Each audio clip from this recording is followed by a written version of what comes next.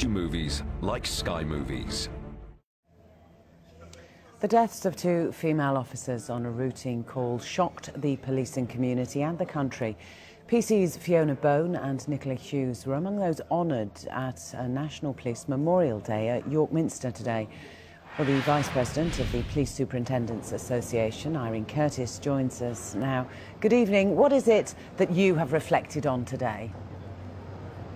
Well, I think in the busy lifestyle that we all lead these days, a day like today, a National Day of Remembrance for fallen police officers, is a really important time for us to pause and reflect on the job that our officers do day in, day out on the streets.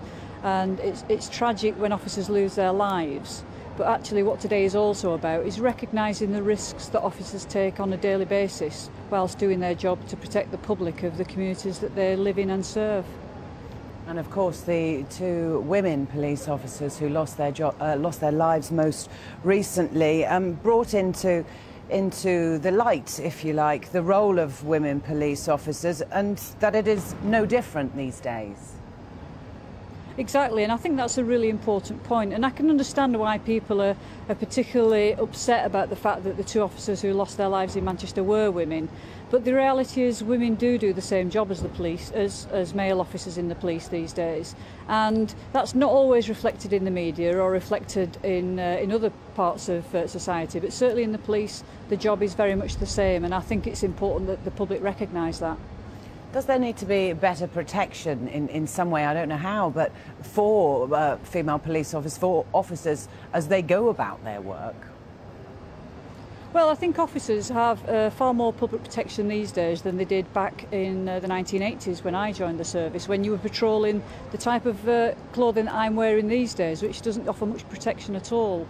I think what we shouldn't do is do any sort of knee-jerk response to particular incidents, but we do need to learn lessons if there are any to be learned. But today is not a time to discuss issues like that. Today is really a time of reflection and recognition of that dedication and commitment to officers who pay the ultimate sacrifice in losing their lives to protect the public.